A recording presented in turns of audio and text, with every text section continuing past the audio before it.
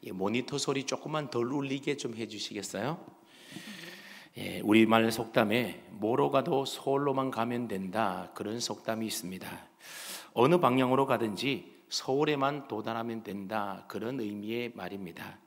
과정이야 어떻게 되든지 최종 결과가 중요하다라는 말로 무슨 수단과 방법을 써서라도 목적만 이루면 된다라는 의미로 이 속담이 주로 사용이 됩니다. 그런데 여러분, 정말 뭐로 가도 서울만 가면 되는 것이겠습니까? 과정이야 어떻든 말든 모든 수단과 방법을 다 써서라도 최종 목적만 이루면 그 일이 과연 성공한 일일까요? 그렇지가 않다는 겁니다. 목적 못지않게도 그것을 이루어가는 과정과 방법도 대단히 중요합니다. 과정이 좋아야만 그 결과가 아름다운 법이지, 과정이 좋지 않고 방법이 옳지 않게 되면 그 결과는 결국 추할 뿐인 겁니다.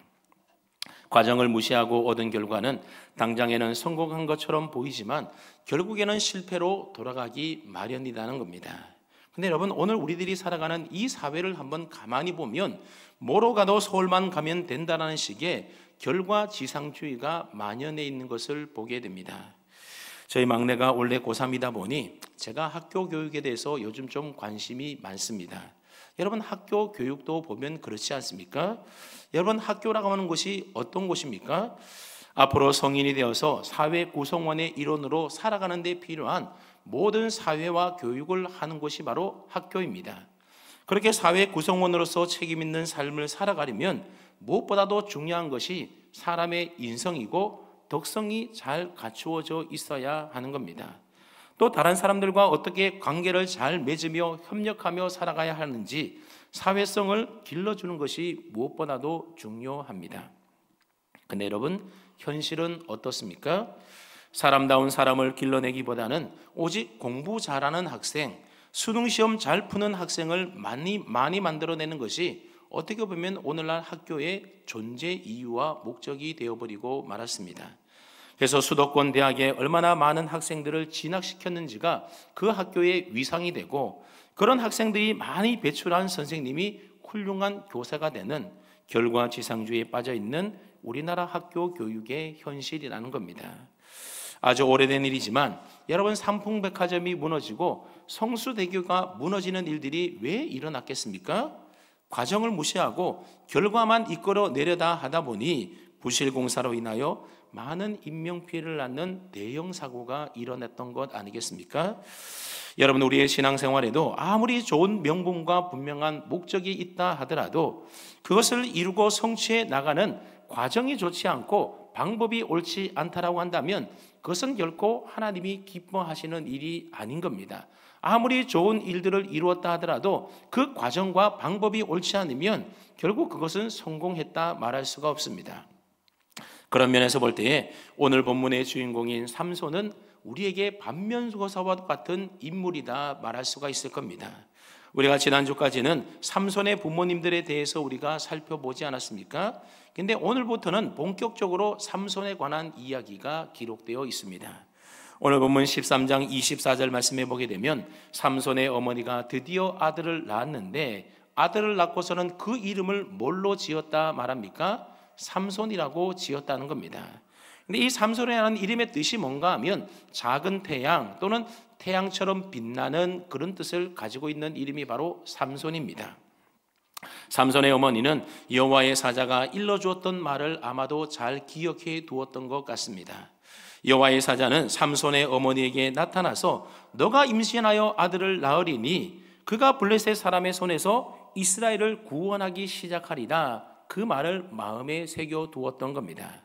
그 당시 이스라엘은 블레셋의 압제 아래서 고통을 받으면서 마치 암흑과도 같은 어두운 시대를 그들은 살고 있었습니다.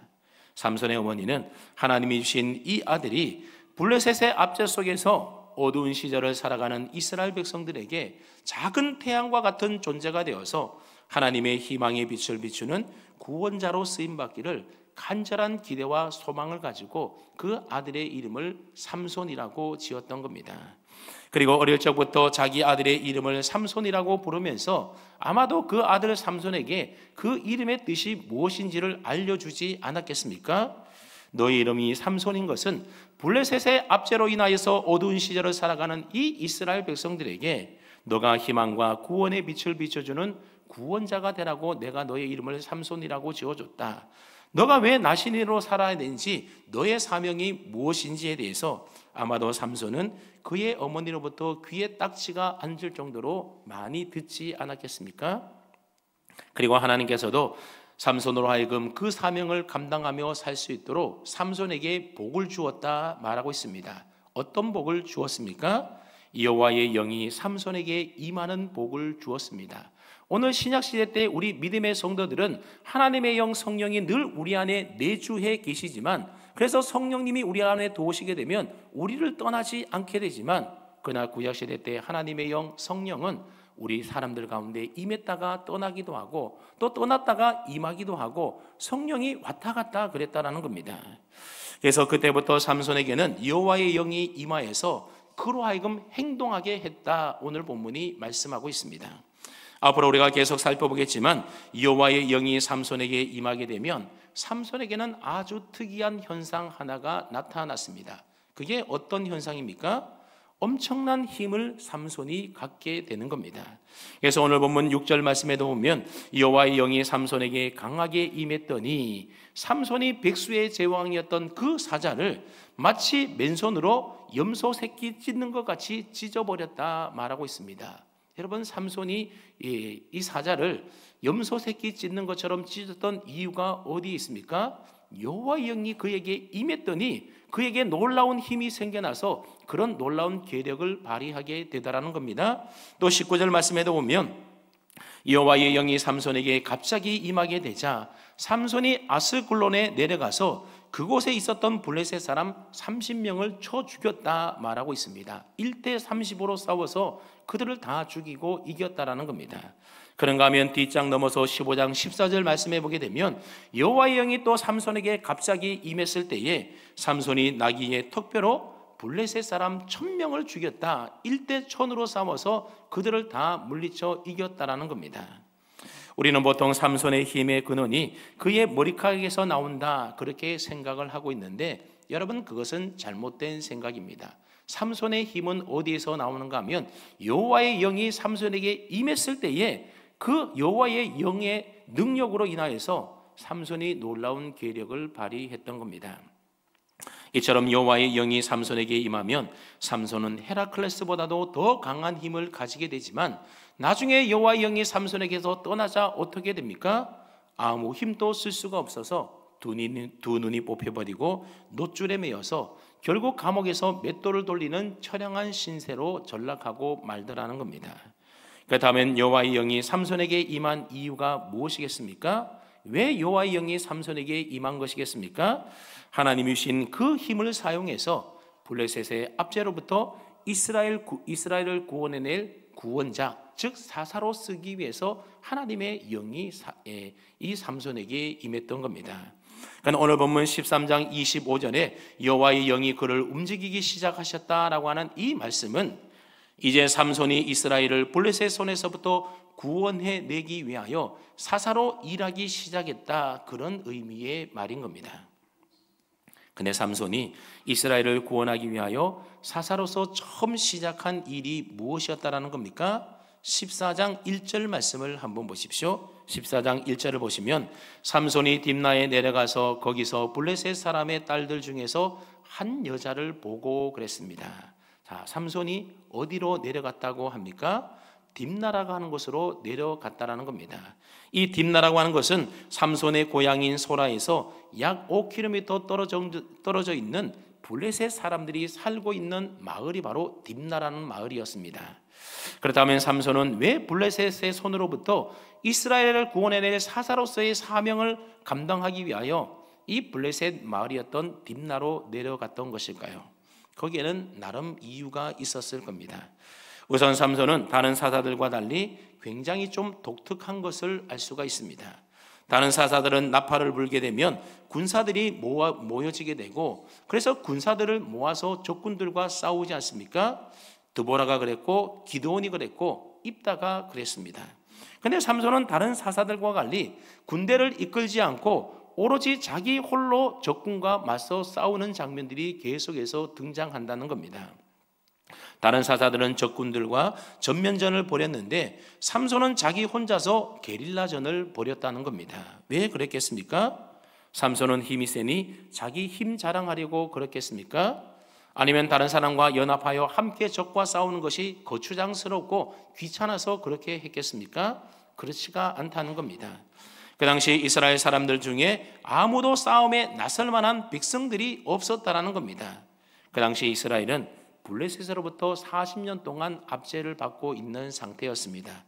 그러다 보니 이스라엘 백성들은 아무 의욕도 없이 그저 그 상태로 만족하며 안주하며 살고 있었던 겁니다. 그래서 그들은 하나님께 우리를 블레셋의 압제로부터 구원해 달라고 하나님께 부르짖지도 기도하지도 않았던 시대가 바로 삼손 시대였습니다. 여러분, 우리가 사사기의 패턴을 알지 않습니까?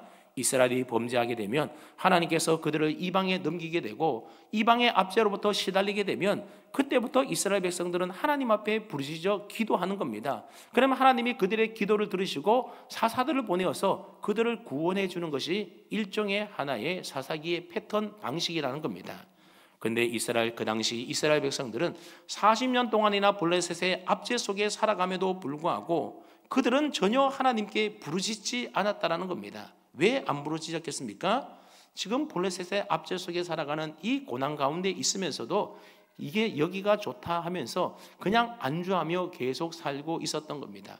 그러니 하나님을 찾지도 않고 하나님을 부르지도 않고, 그래서 하나님이 하나님의 사자를 보내어서 마노아의 집에 하나님의 사사를 그곳에 태어나게 해서 하나님이 그 일들을 이루어 나갔다는 것들을 보게 되는 겁니다.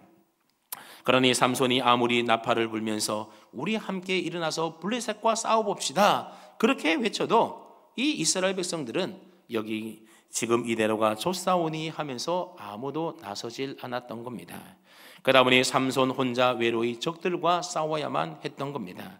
그래서 아마도 하나님은 삼손에게 아주 강력한 힘을 주셨는지도 모르겠습니다. 이런 상황 속에서 삼손은 어떻게 하면 블레셋을 물리칠 수 있을까? 이스라엘을 구원해낼 수 있을까? 아마 여러 가지 방도들을 생각하지 않았겠습니까? 그리고 생각해낸 방도가 무엇이었다라는 겁니까? 블레셋 여인과 결혼하는 일이었습니다. 그 결혼을 빌미로 삼아서 블레셋을 칠 기회와 틈을 얻으려고 나름대로 생각을 해냈고 꾀를 내었던 겁니다. 그것 말고는 달리 자기 혼자 힘으로는 블레셋을 칠 기회를 얻을 수 없겠다. 삼손은 아마 그렇게 생각했던 것 같습니다. 그래서 삼손은 자기 부모에게도 이런 사실을 알리지 않고 오직 자기 혼자만의 생각으로 결혼 작전을 펼치게 됩니다.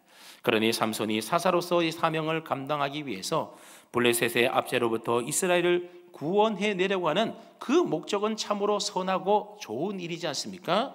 그런데 여러분, 목적이 선하다고 해서 그 목적을 이루어가는 과정이나 방법을 아무렇게도 해도 된다는 것은 아니라는 사실을 우리가 앞서 이야기한 바 있지 않습니까? 근데 삼손은 그 목적을 이루어가는 과정과 방법이 어떠한지 여러분 한번 가만히 좀 주목을 해 보십시오. 우선 삼손은 자기와 결혼할 여자 대상을 알아보기 위하여 자기 고향 소라에서 가까운 이 블레셋 말이었던 딥나로 내려가게 되었습니다. 이 내려갔다라는 말이 영적으로도 좀 해석을 해보면 이 내려갔다라는 의미가 굉장히 좀 좋지 않아 보이지 않습니까? 그리고 그곳에서 한 여자를 보았는데 그 여자는 어떤 여자였다라고 오늘 본문이 설명합니까?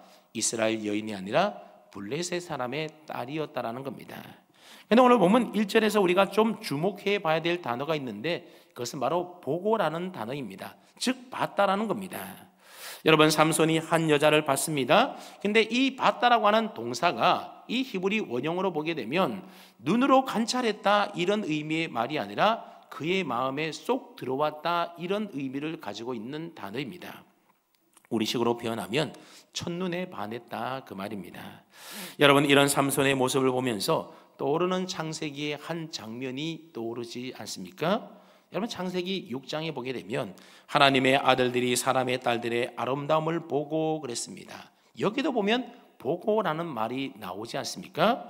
경건한 하나님의 아들들이 사람의 딸들의 아름다움을 보고 자기들이 좋아하는 모든 여자를 자기 아내로 삼았다 그랬습니다. 여러분, 이것이 바로 노아 홍수 직전에 타락한 사람들의 모습이었지 않습니까? 그런데 삼손이 하나님의 아들들이 사람의 딸들의 아름다움을 보고 첫눈에 반했던 것처럼, 그래서 자기 아내로 삼았던 것처럼, 그런 타락한 사람들의 모습을 지금 그대로 따라하고 있다는 겁니다. 그러니까 여러분, 벌써 이러한 삼손의 모습에서 불길한 조짐이 보이지 않습니까?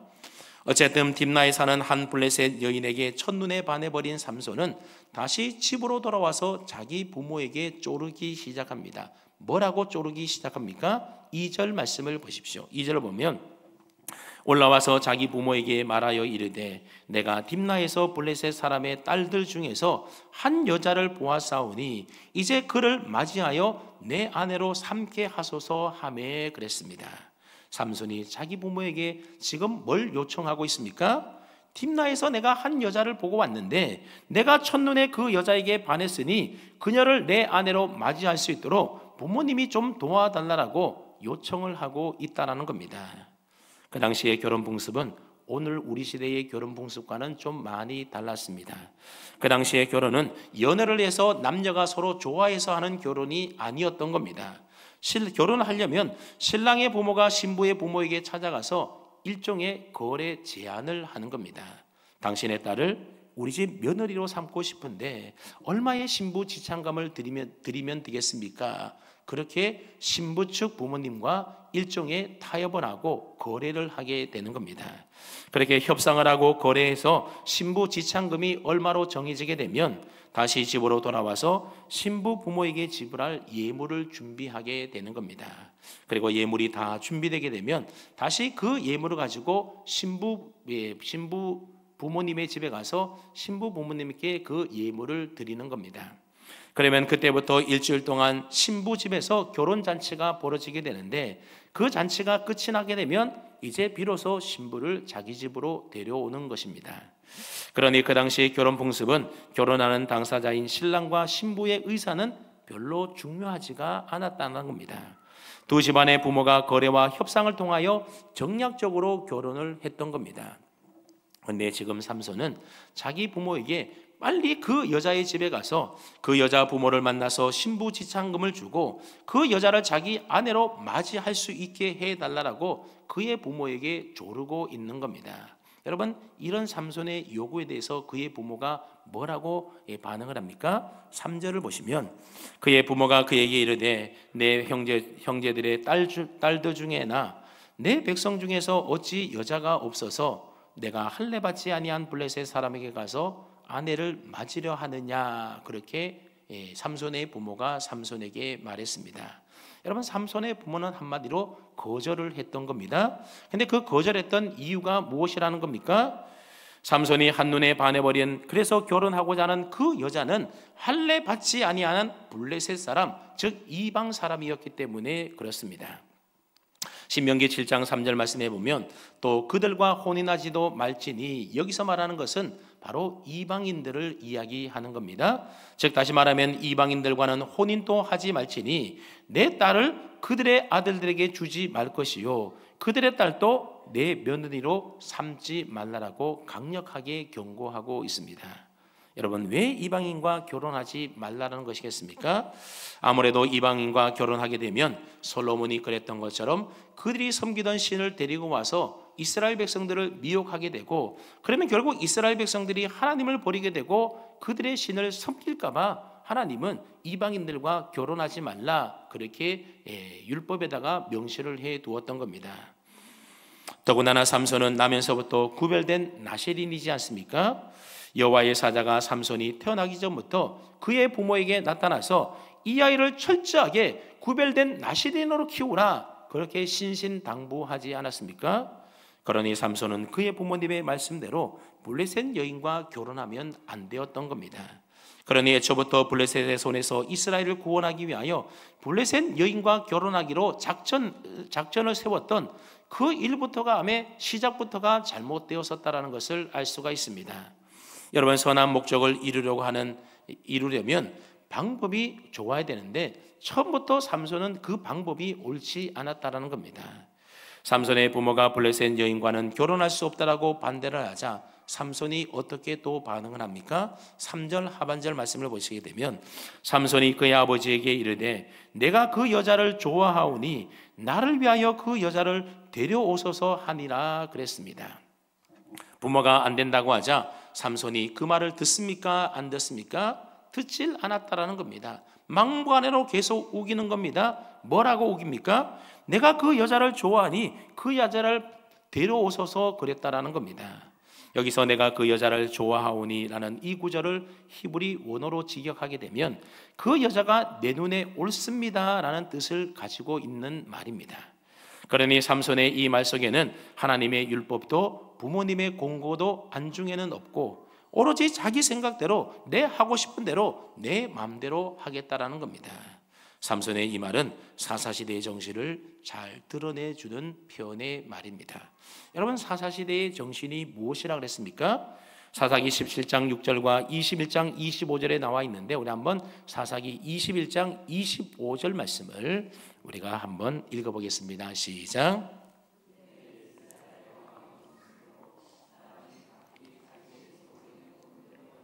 네, 이스라엘에 왕이 없기 때문에 왕이 있으면 왕의 말을 따르고 왕의 말을 들을 텐데 사람이 다 각기 자기 소견에 옳은 대로 행하며 살았다는 겁니다. 근데 여러분, 사사시대 때 왕이 있었습니까? 없었습니까? 왕이 없었던 것이 아니라 왕이 있었습니다. 하나님이 왕입니다. 그러니까 하나님의 말씀대로 순종하고 따르며 살아가는 것이 이스라엘 백성들의 마땅한 일이었는데 그들은 눈에 보이는 사람으로서의 왕이 없다라고 해서 전부 다 자기 생각에 옳은 대로, 자기 소견에 옳은 대로, 자기 마음대로 살았다라는 겁니다. 그래서 여기 자기 소견에 옳은 대로라고 하는 말이 바로 오늘 본문에 나오는 내 눈에 옳은 대로라는 뜻의 의미의 말인 겁니다. 그러니 지금 삼손이 하나님의 말씀과 부모의 뜻을 거역하고 오로지 자기 눈에 좋은 대로, 자기 눈에 좋아 보이는 대로 이방 여인과 무조건 결혼하겠다라고 우기고 있는 것은 그 당시 사람들의 영적 현주소가 바로 이러했다라고 하는 것을 삼손을 통하여 오늘 우리에게 보여주고 있는 것입니다. 하나님이 구별하여 나면서부터 나실인이요 하나님의 영에 감동되었던 이 삼손 사자조차도 자기 소견에 좋은 대로 자기 마음대로 행하고 있으니 여러분, 다른 일반 백성들이야 말해서 무엇하겠습니까? 당시 모든 사람들이 다 자기 소견에 옳은 대로 자기 행하고 싶은 대로 자기 마음대로 다 그렇게 살았다라고 하는 겁니다. 그러니 보십시오, 지금 하나님께서는 삼손에게 여호와의 영을 부어주시고 그를 통해서 블레셋을 쳐서 이스라엘을 구원하시고자 하는 이 놀라운 계획을 갖고 계시는데 삼손은 지금 어떻게 하고 있다는 겁니까? 그 선한 목적을 이루기 위해서 그가 기껏 생각해낸 것이 이방인과의 여인이었습니다. 하나님의 말씀과 어긋나는 그런 방법이지 않습니까? 그것도 블레셋 여인에게 첫눈에 흠뻑 빠져버려서 하나님의 말씀으로 공부하는 이 부모님의 말도 듣지 않고 자기 하고 싶은 대로 자기 마음대로 하려고 막무가내로 우기고 있는 겁니다. 그 여자가 내 눈 보기에 좋으니 내가 첫눈에 반했으니 하나님의 말씀이고 뭐고 그저 내 하고 싶은 대로 하겠다라는 겁니다. 근데 4절 말씀에 보면 해석하기가 참 쉽지 않는 말이 기록되어 있는데 4절 말씀을 보십시오. 4절을 보시면 그때 블레셋 사람이 이스라엘을 다스린 까닭에 삼손이 틈을 타서 블레셋 사람을 치려 함이었으나 그의 부모는 이 일이 여호와께로부터 나온 것인 줄을 알지 못하였더라. 그렇게 이런 말이 기록되어 있습니다. 여러분, 이 말을 언뜻 읽어보게 되면 삼손과 딥나 여인의 결혼이 마치 이스라엘을 구원하기 위한 하나님으로부터 나온 계획인 것처럼 보여질 수가 있습니다. 하지만 그렇지가 않습니다. 앞서 말했던 것처럼 처음에 삼손이 블레셋 여인과 결혼하려고 했던 것은 틈을 타서 기회를 엿봐서 블레셋을 치기 위함이었지 않았습니까? 그런데 이것은 어디까지나 삼손이 세웠던 계획이었지 하나님의 계획이 아니었던 겁니다. 하나님의 계획은 삼손을 사사로 세워서 그에게 여호와의 영을 부어주셔서 그로 하여금 이스라엘을 구원해내는 그 사명을 준, 그래서 삼손을 통하여 이스라엘을 구원해내는 일이 바로 하나님이 계획하신 일이었다라고 하는 겁니다. 그 다음에 4절에서 말하는 이 일은 여호와께로부터 나온 것인 줄을 알지 못하였다라고 하는 이 말은 무슨 의미의 말이겠습니까? 그것은 삼손이 하나님의 구원 계획을 이루어감에 있어서 자기 생각대로 그릇되게 행했음에도 불구하고 결국 하나님께서는 그의 잘못된 행동을 통해서도 그 계획하신 일들을 이루어 가신다라는 것을 전지적 시점의 관점에서 이야기를 하고 있는 겁니다. 그래서 사사기를 썼던 이 저자는 이 모든 상황의 내용들을 이미 앞으로 있을 일들까지 다 알고 있었기 때문에 그런 관점에서 하나님께서 이 삼손이 실패하고 그릇된 일을 행했음에도 불구하고 하나님은 그 일들을 통하여 하나님의 계획하신 일들을, 이스라엘을 구원해 나가시는 일들을 해 나가셨다라는 의미로 이렇게 기록하고 있는 겁니다. 여러분, 이러한 사실이 우리에게 무엇을 말해줍니까? 하나님의 일을 위하여 택함받은 사람이 때로는 하나님 앞에 그릇 행하거나 또는 삶이 실패하거나 잘못된 일을 행한다 할지라도 하나님은 그로 인하여서 실패하지 아니하시고 반드시 본래 계획하신 뜻을 온전히 성취해 나가신다라는 사실을 우리에게 일깨워 줍니다. 여러분, 그와 같은 신뢰가 있지 않습니까? 여러분, 창세기 요셉의 형들의 경우를 한번 가만히 생각을 해보십시오. 요셉의 형들은 요셉을 미워하여 그를 잡아다가 애굽에 팔아 넘기지 않습니까? 여러분, 이러한 행위는 매우 악랄한 행위이고 정말 형제간에 있어서는 안 되는 폐륜적인 그런 악한 일이었다라는 겁니다. 그러나 하나님은 오히려 애굽에 팔려간 요셉을 애굽의 총리로 세워서 그의 형제들은 물론이거니와 온 그 당시 많은 사람들을 기근으로부터 구해내는 일들을 하지 않습니까? 그렇습니다. 하나님은 당신의 뜻과 계획을 이루감에 있어서 그 어떤 것에 구애를 받는다라든지 방해를 받으심으로 인하여서 그 뜻과 계획이 좌절되는 분이 결코 아니라는 겁니다. 설사 그 일을 위하여 택함받은 사람이 때로는 실패하고 그릇 행한다 할지라도 하나님의 계획은 추호도 어긋남 없이 그대로 이루어지고 성취되는 것입니다. 그 다음은 하나님의 계획은 우리가 순응하든 역행하든 차질 없이 그대로 온전히 다 이루어져 간다라고 한다면 여러분, 굳이 사람을 들어 하나님이 사용할 필요가 없는 것 아니겠습니까? 그런데 하나님은 항상 우리 사람들을 사용해서 하나님의 일들을, 하나님의 계획들을 이루어 가시고 성취해 가시더라는 겁니다.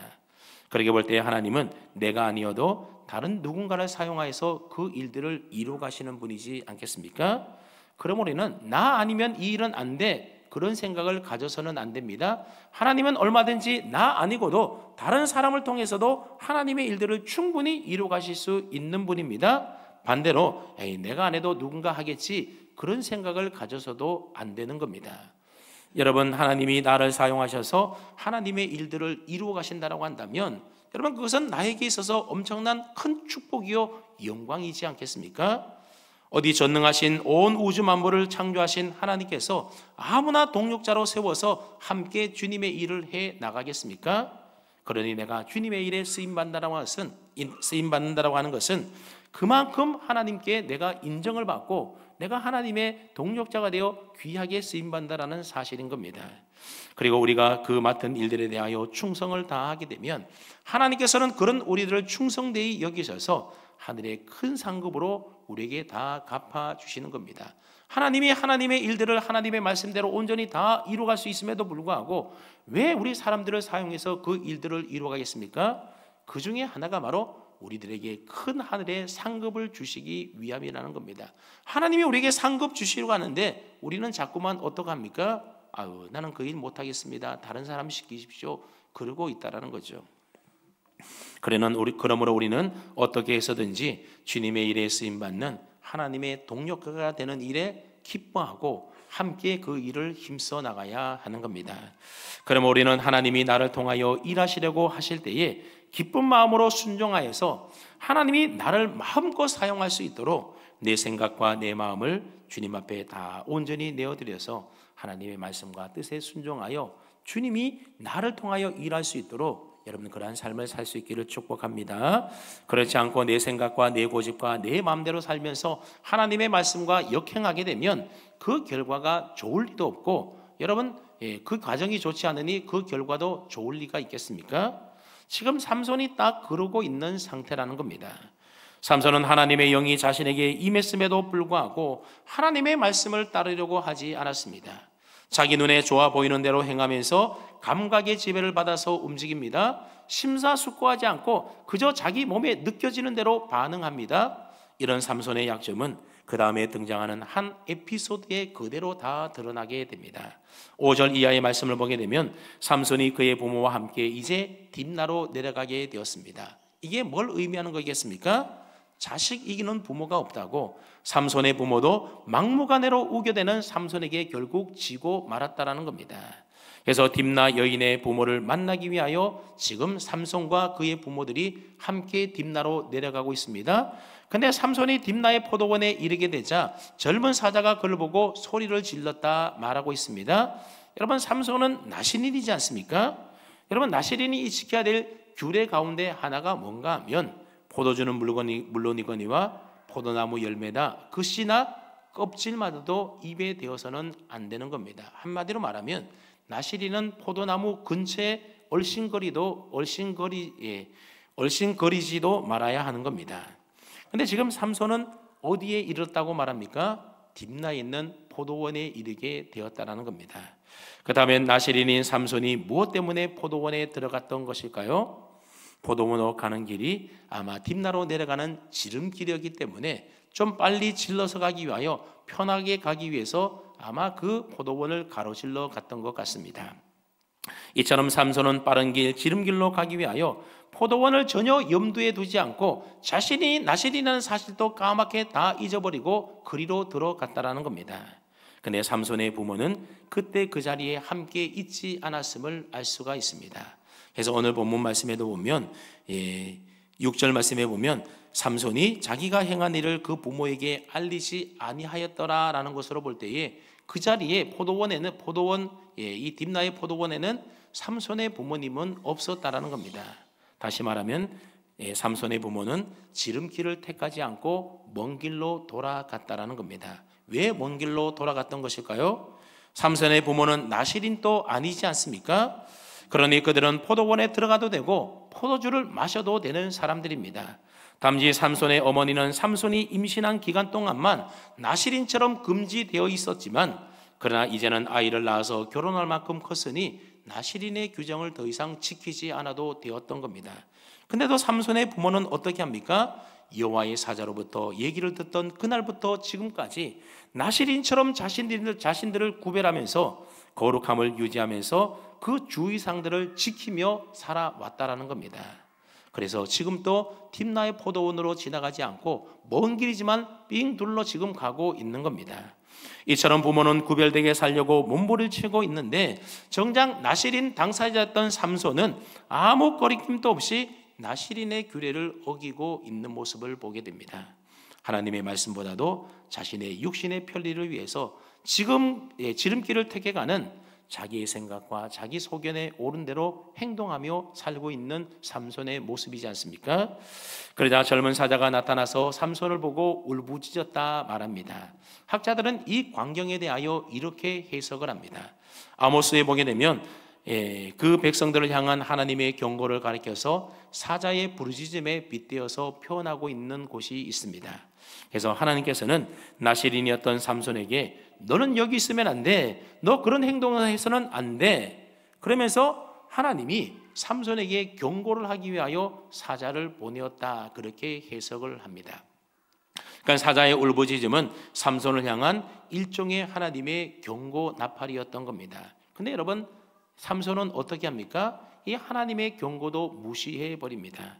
그래서 맨손으로 그 젊은 사자를 마치 염소 새끼 찢어버리는 것처럼 찢어 죽여버렸습니다. 그리고 이제 또 얼마의 시간이 흘러갔습니다.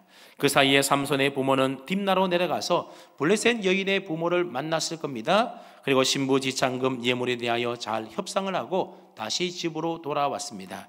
그리고 얼마 후에 신부지창금을 다 준비해서 또다시 삼손과 함께 그의 부모는 딥나로 내려가게 된 겁니다. 이때 삼손은 또다시 딥나의 포도원으로 지나갔던 것 같습니다. 그의 부모는 그때도 먼 길을 돌아가고 있었습니다. 삼손이 지나가다가 문득 자신이 지난번에 찢어 죽인 사자가 어떻게 되었을까 아마 궁금했던 것 같습니다. 그래서 가봤더니 사자의 몸 안에 놀라운 광경이 벌어지고 있었던 겁니다. 여러분, 보통 짐승이 죽어 사체가 썩게 되면 그곳에는 파리들이 모여들게 되고 구더기들이 꼬이게 되지 않습니까? 근데 사자의 시체 속에는 뭐가 모여 있었습니까? 벌떼가 모여 있었고 거기에 꿀이 가득 차 있었습니다. 그러니 참 희한한 일이지 않습니까? 요즘은 꿀이 참 흔하지만 그 당시의 꿀은 굉장히 귀한 음식 가운데 하나였습니다. 구하기도 어려웠고 먹는 것은 더 어려웠습니다. 그래서 삼손은 그 꿀을 보고 어떻게 합니까? 손으로 그 꿀을 떠서 걸어가면서 먹었다 말하고 있습니다. 그런데 여러분, 이 꿀은 어디에 있던 꿀입니까? 죽은 사자의 사체 속에 있었던 꿀입니다. 그러니 이 꿀을 먹어야 되는 거겠습니까? 먹지 말아야 되는 겁니까? 절대로 먹어서는 안 되는 겁니다. 왜냐하면 짐승의 죽은 사체는 부정한 것이기 때문에 그것을 만지는 순간 나도 부정해지게 되는 겁니다.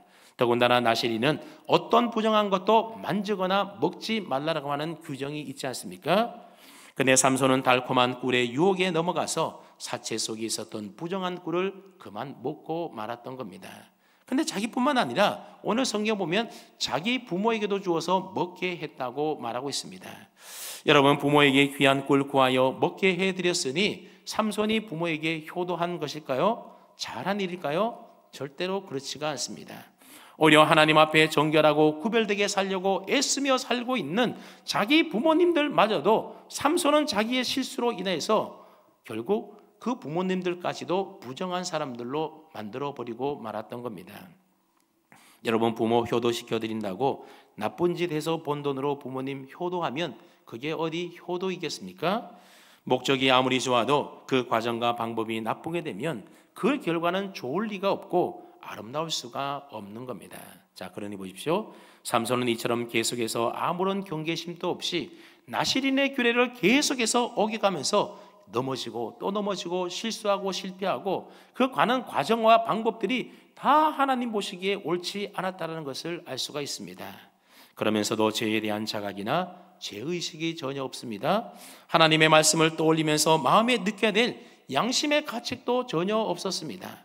그러니 삼손은 블레셋의 손에서 이스라엘을 구원할 만한 사사로 부음받았다고 하는 좋은 허울만 있을 뿐이었지, 실제로 그의 삶의 모습 하나하나를 우리가 살펴보게 되면 전부 다 세상 것들로 그의 마음이 온통 가득 채워져 있었다는 것을 알 수가 있습니다. 하나님의 말씀과 하나님의 뜻과 계획에 내 생각과 내 계획을 잘 조정하고 하나님의 뜻에 맞춰 가야 되는데 그저 내 눈에 좋은 대로, 내 하고 싶은 대로, 내 편한 대로 마음대로 행하다 보니 결국 삼손의 인생은 나중에는 실패로 끝나고 마는 것 아니겠습니까? 그럼 우리는 내 눈에 보기 좋은 대로 살아가는 인생이 아니라 하나님의 말씀에 합당한, 하나님의 뜻에 어울리는 그런 사람으로 살아가야 되는 겁니다. 여러분, 삼손이 나시린이고 하나님으로부터 하나님의 영이 임했던 사사라고 한다면 마땅히 하나님의 말씀과 어울리는 사람으로 살아가야 하는 것 아니겠습니까? 오늘 우리들도 마찬가지라는 겁니다. 우리가 하나님의 택함을 받은, 하나님께 구별받은 거룩한 하나님의 백성, 주의 자녀들이 되었다라고 한다면 오늘 우리의 삶도 하나님의 말씀과 뜻에 합당한 사람들로 세워져가는 것이지, 세상 사람들과 똑같이 육체의 소욕에 빠져서 내 하고 싶은 대로 내 마음대로 그렇게 육체의 정욕과 안목의 정욕과 이생의 자랑을 따라 살아서는 결코 안 된다는 겁니다. 사랑하는 성도 여러분, 과정이 좋아야 결과가 좋다라는 이 사실을 꼭 기억하십시오. 살아가면서 너무 목적지향적으로 살지 마시고 그 목적을 이루어가는 작고 사소한 일 하나하나가 모두 다 하나님 보시기에 옳고 바르고 정직해야 된다는 사실을 깨닫고 하나님의 말씀에 붙들린 인생으로 살아갈 수 있기를 바랍니다. 그래서 내 육체의 소욕을 따라 살지 마시고 성령의 지배 아래 살면서 성숙한 인격과 성품을 가지고 하나님이 우리를 통하여 이루고자 하시는 그 일들을 우리 모두가 아름답게 이루어감으로 하나님 앞에 영광 올려드릴 수 있는 저와 여러분의 삶이 다 될 수 있기를 주님의 이름으로 축원합니다. 아멘.